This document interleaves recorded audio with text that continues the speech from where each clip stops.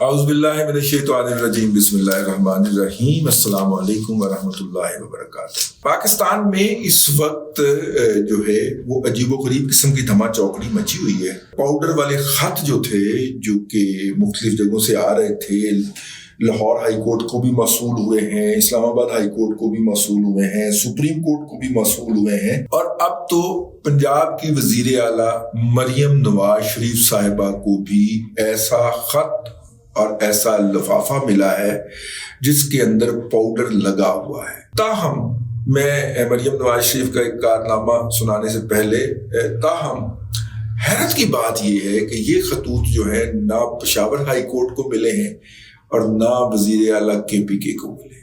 لیکن coming back, Maryam Nawaz Sharif صاحبہ حیران کرتی جا رہی ہیں، پریشان مخالفین کو کرتی جا رہی ہیں، حیران کرتی جا رہی ہیں، پریشان کرتی جا رہی ہیں۔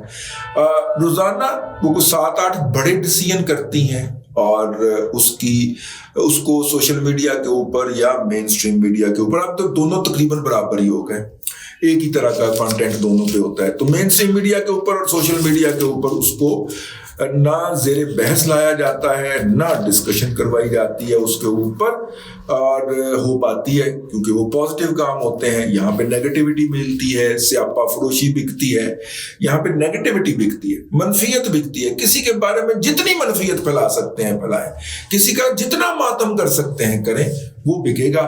اور اگر آپ کوئی پازیٹیو بات کریں گے، مجھے پتا ہے میرے نہ اس ولاگ کے ویوز آنے ہیں نہ پچھلے ولاگ کے ویوز آنے ہیں، لیکن ہم ویوز کے لیے تھوڑا ولاگ کرتے ہیں۔ ہم تو یہ کہتے ہیں کہ کل کو ہمارے بچے یہ فخر کے ساتھ کہہ سکیں، جب ملک کے اوپر یہ قیامت گزر رہی تھی تو ہمارا باپ، ہمارا دادا، ہمارا پردادا جو تھا وہ چپ کر کے نہیں بیٹھے ہوئے تھے، وہ اس اہم وقت کے اوپر اپنا کردار ادا کر رہے تھے۔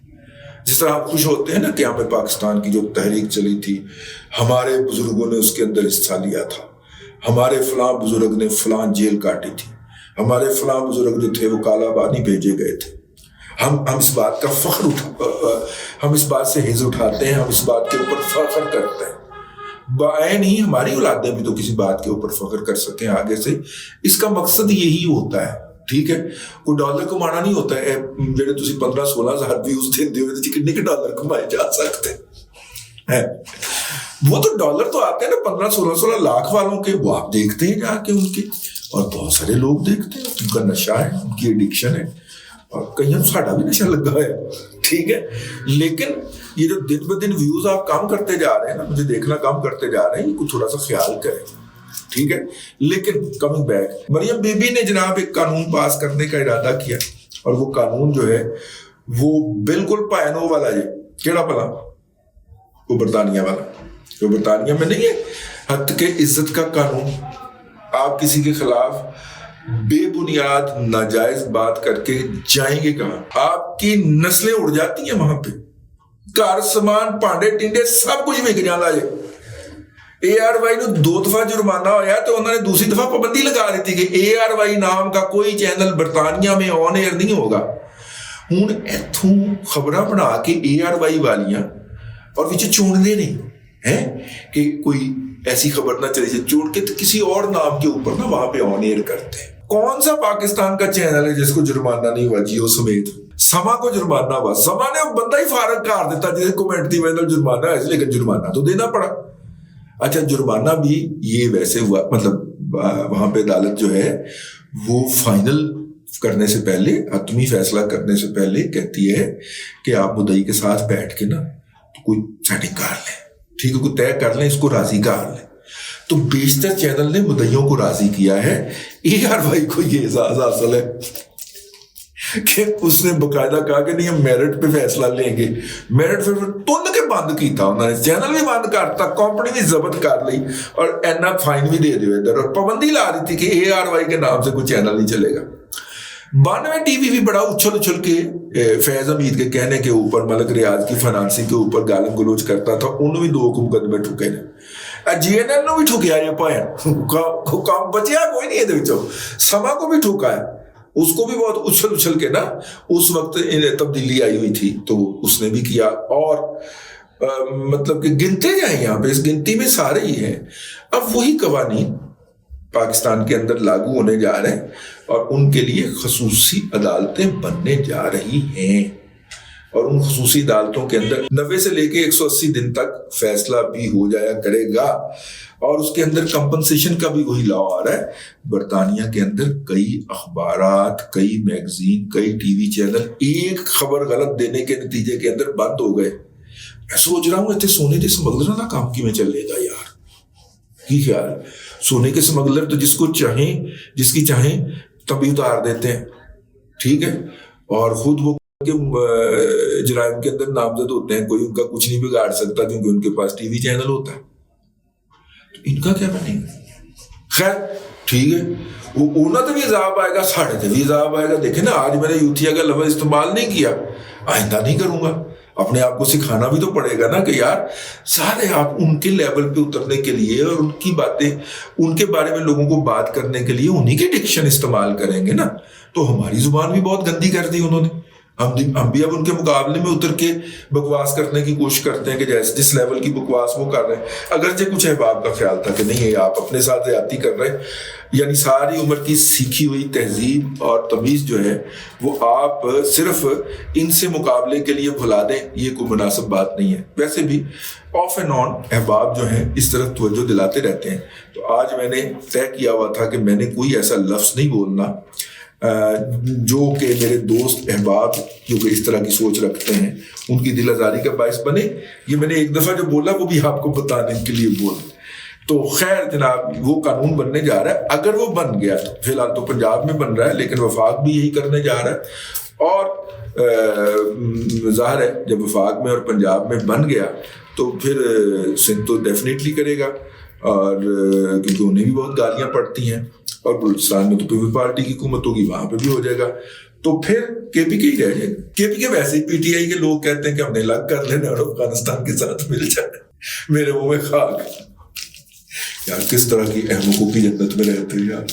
حشیشین کا سنا ہے آپ نے؟ وہ جن کو بھنگ پلائی جاتی تھی اور پھر ان کو جنت کی سیر کروا دی جاتی تھی، اور پھر اس کے بعد وہ کسی کو بھی فدائین اور حشیشین، یہ دو ٹرمنالوجی بولی جاتی ہے نا عربی تاریخ کے اندر، جنہوں نے تباہی پھیلی، بہت تباہی پھیلی تھی۔ اتنے جید علماء کرام اور سائنسدان جو تھے ان کو ان حشیشین اور فدائین نے قتل کیا ہے۔ ابھی جب یہ والا عمرانی فتنہ جو ہے یہ اپنے منطقی انجام کو پہنچے گا تو آپ کو پھر پتہ چلے گا، ٹھیک ہے، اور آپ کو پھر پتہ چلے گا کہ یہ کتنی تباہی پھیر کے گیا۔ ابھی تو اس کی تباہی کا عروج ہے نا، ابھی تو اس تباہی کا جسے کہنا چاہیے وہ اپنے آسمانوں کو چھو رہی ہے، تو جب یہ کرے گی تو پھر ہی پتہ چل پائے گا نا ہمیں۔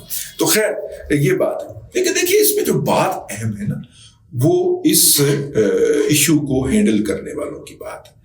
اس وقت پاکستان کے اندر بہت سارے لوگ جو ہیں ان کو چاچو کی حکومت کے اوپر اور حافظ صاحب کی قیادت کے اندر روب عمل اسٹیبلشمنٹ کے اوپر بہت تپ ہے۔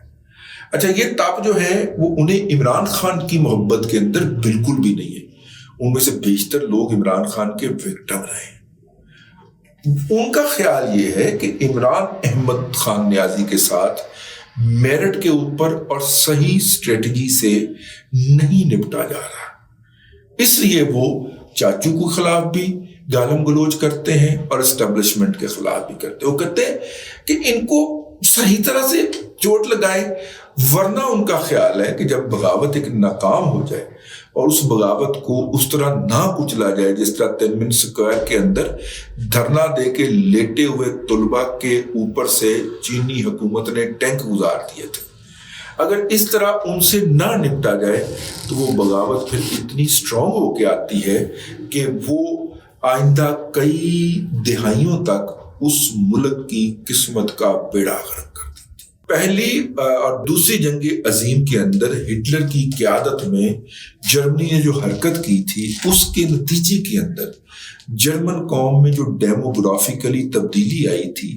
اس کی آبادی کے اندر جو تبدیلی آئی تھی وہ آج تک، یہ تقریباً 80 سال تو ہو ہی گئے نا، ہاں، آج تک ریکور نہیں ہو پائی۔ میں اپنی ایک کولیگ جرمن جرنلسٹ سے جب ملا تو اس کا نام سلویا تھا، تو سلویا نے جب نام لکھا تو اس کا نام تھا سلویا ودوا.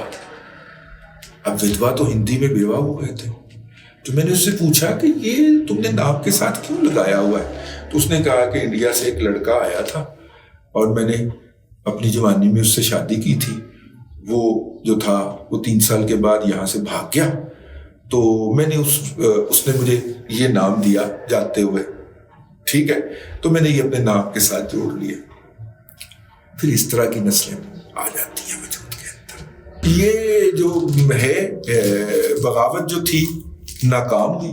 لوگوں کا خیال ہے, بہت سارے ناقدین جو ہیں اس وقت حکومت کے کہ حافظ صاحب نے اور چاچو نے اس کو پراپرلی ڈیل نہیں کیا.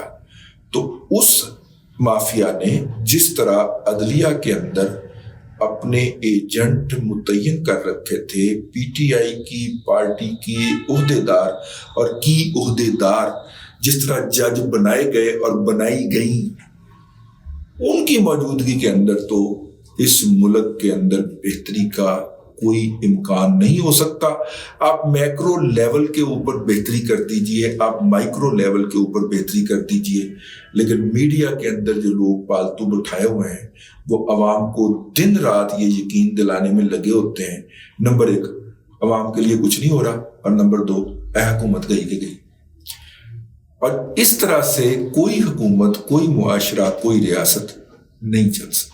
اب تک کے لیے اتنا ہی. اگلے ولاگ کے اندر پھر حاضری ہوگی. اللہ تبارک و تعالیٰ آپ کو آسانیاں عطا کرے اور آسانیاں خلق خدا میں تقسیم کرنے کی توفیق عطا کرے.